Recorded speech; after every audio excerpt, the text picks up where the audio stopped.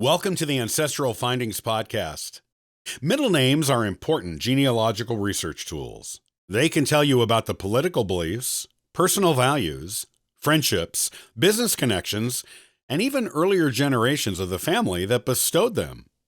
Today, I'll give you a guide for using middle names to further your own genealogical research in the best way.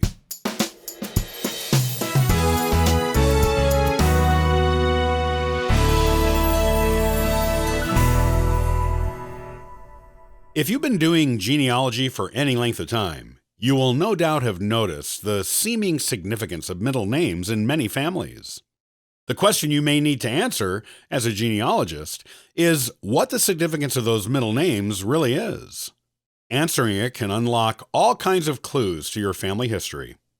The fact is, there are about as many reasons behind middle names as there are middle names, and they can be extremely useful tools when doing genealogy research. This usefulness applies to research on both long-ago ancestors and present-day relatives. Middle names can be incredible clues as to a person's ancestry, or they can mean nothing at all, just a name a parent or parents liked. It is your job as a genealogist to determine which is true. Then, if the name has significance, you must determine the nature of that significance. Here are some things you need to know when researching middle names to get the most out of your work in this important and often overlooked area of genealogy. Pitfalls you may encounter in middle name research.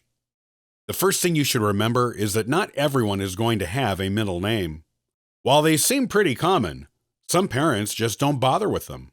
Or, since it is so common for people to use their middle initials in their signatures, some parents simply provided a letter as a middle name and not an actual name at all. And some people without middle names choose middle initials for themselves when they grow up to make their signature look more prestigious. A good example of this is with former U.S. President Harry S. Truman. The S did not stand for anything. It was simply a letter his parents inserted between his first name and surname. It is also possible for someone to have more than one middle name. If a family enjoys naming or has many relatives on both sides of the family they want to honor, or if they have a name they like and a family name they want to use, someone could easily end up with two middle names. I have seen it several times in my own genealogical research. Actually, there is no limit to the number of middle names someone can have. There are instances in history of people having 10 or more. And in the English royal family, having 3 or 4 middle names is common. One more thing to remember about middle names is that they are a relatively recent invention in Western society. The Germans started using them in the 17th century, and the custom gradually made its way to the rest of Europe and America in the 18th century, usually in Germanic communities. However, by the 19th century, having a middle name moved beyond the German population and into the Western world at large, becoming a common custom for everyone. So when researching ancestors before the mid-1800s, you might not find too many middle names unless those ancestors were German or in German expatriate communities. You might find a few here and there in the early 1800s and mid to late 1700s, but the middle name is a common feature of Western names doesn't really become the usual thing until the mid-1800s. So, keep this in mind when you're doing your middle name research. One thing that can trip up genealogists researching middle names is that some names that appear to be middle names are actually a second part of a first name. These are called double first names. These are names where two names are usually said together as one. Examples include names like Anne Marie, Betty Jean, Sally Mae, Mary Jo, Mary Jane, Rose Marie, and Jenny Lynn. The double first name is more common with females than males, but you might run into it in a male, so be aware. Look for signs of another middle name with double first names on research documents. You will often find one. Not always, but often. There are also times that surnames can appear as two names, and you might think the first part of the surname is the middle name. Celtic, Germanic, French, and Spanish last names can sometimes appear as two names, such as Van Buren, McConnell, La Pina, and La Fleur. Keep these types of last names in mind and look into the full name of the individual closely to make sure the first part of the last name isn't a middle name, and to find the actual middle name.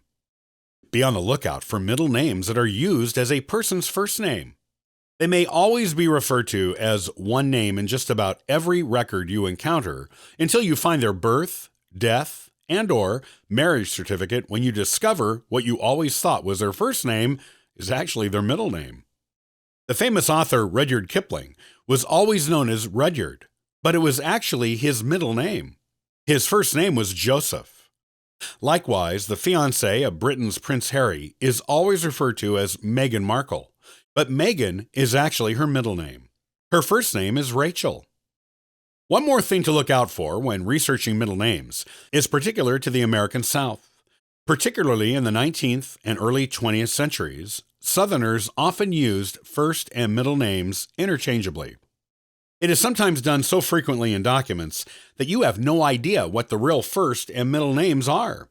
During my research for William Green Thompson, they used so many different versions of his name that it took a few years for me to find concrete documentation that his first name was William. In various documents, including his Civil War records, he is referred to as W.G. Thompson, W. Green Thompson, and Green Thompson. He was never actually referred to as William in anything until his widow applied for a widow's pension from his Civil War service. And then I found the death certificates of some of his children that all gave his first name as William. I discovered through letter writing that this ancestor's name was Green, when it was actually William. The significance that can be in a middle name. While middle names have long been used as indicators of family significance, they don't always have to be. Sometimes a parent chooses a middle name simply because they like it, or because it is a popular cultural middle name at the time. That is why you find so many women with the middle names of Marie, Jo, Lynn, and Anne. They were popular in the 1950s to the 1980s. Other times, parents may have liked an unusual name, but didn't want to saddle their child with it as a first name, so used it as a middle name. Often, however, the middle name is given because it is significant to the family. Giving the mother's maiden name as a middle name is a very common way of using middle names. Middle names may also be handed down in a family, usually among the women exclusively, or the men exclusively. My own family has been using the middle name Franklin among the men of my mother's father's line since the 1850s. Each generation in that line since then has had at least one, and sometimes more than one, man with the middle name Franklin in it.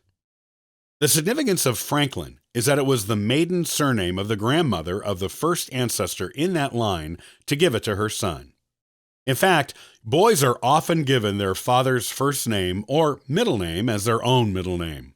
It happens with girls and their mothers too, but not nearly as often as with boys. My own family has 3 successive generations of men with the middle name of Francis. Middle name mysteries. Usually, if the middle name has family significance, it is obvious what that significance is and from where it came. However, there can be times when a middle name seems to have family significance, but that significance is not so clear. This is when you really have to bring out your genealogy sleuthing skills and do some deep research into not only your family, but the people around them, and even the times in which they lived. As an example, a branch of my family with a frustrating lack of records beyond 1813 has 2 successive generations in the 1800s who gave the middle name Baumgartner to their sons. I've long suspected that Baumgartner may have been the maiden name of the mother of the first son in that line to receive Baumgartner as his middle name. I know her first name was Lucille, but have thus far not found her maiden name. The courthouse in the county where they lived burned in the early 1900s, so any proof of her maiden name is gone, unless something new and previously hidden shows up. There were 2 Baumgartner families living near this family at the time a marriage to a Baumgartner could have taken place. And one of those 2 Baumgartner families had adjoining land to my family branch a daughter could have married into. However, extensive research on both of those Baumgartner families reveals no daughter named Lucille in either of them. What conclusion am I to draw? Well, there's several. One is that one of these two Bumgarner families had an unrecorded daughter named Lucille. The second is that the family, the Greenlee clan, were simply good friends with the neighboring Bumgarners, and the two families shared such a close bond that the Greenlees used Bumgarner as a middle name for their sons. Third, the Greenlees may have admired the Bumgarner family. 4, there could have been a nationally or internationally famous person with the first, middle, or last name of Bumgarner at the time. This shows that when the family significance of a middle name seems to be there, but its origin is not clear, one must not only research the family, but neighbors and even the people and events of the time period to determine if there is actually any significance to the middle name. I still haven't figured out the significance of Bumgarner to my 1800s era Greenlee clan, but since Bumgarner is an unusual name, and it was given as a middle name to two successive generations of boys in that family, it seems there must be some significance to it. If it turns out Lucille was a Bumgarner, then the middle name is a clue to the previously unknown maiden name of a female ancestor. Or it could tell me something about the social circle of the family, or their values during this time period. I continue to research it, and one day I will crack the mystery open and find the truth inside. The values of your ancestors are often reflected in middle names. In the early 1800s, and up until the Civil War, there were plenty of children born with the middle names of Washington and Jefferson. This can clearly tell you who their parents admired, and even sometimes what their political leanings were. After the Civil War, middle names like Lee, Jackson, Davis, Grant, Lincoln, and more prospered. Guessing the political leanings of parents who used those middle names with their children isn't difficult, and those middle names weren't always applied to boys. I have a great-great-great-grandmother who was named Martha Washington Moneymaker. Obviously, her parents admired George Washington and named their daughter after his wife. Don't just look for national political figures to discover the significance of an ancestor's middle name. Their first name or surname of a prominent local hero or politician may have been used as the middle name. The middle name might also belong to someone local who helped out the family in some way, such as by giving the father a job or providing them with financial assistance, land, or something else they needed when they needed it most. The middle name could even be the first name or surname of the pastor of the church the parents attended, maybe even the minister who baptized the child who bore his name as a middle name. These are just some of the ways in which middle names can be significant to a family and, as a result, important genealogical searching tools and clues. Look closely into any middle name you come across in your research. It may be there just for show, but if it has any significance to the family, it can tell you more about your ancestors than you could ever find in written records, and can also lead you to earlier generations you may never have otherwise located.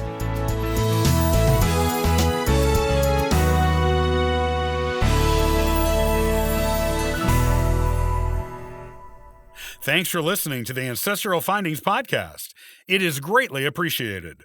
Be sure to visit ancestralfindings.com to download a free genealogy ebook and sign up for the weekly historical postcard giveaway. I hope you have a wonderful day and happy searching!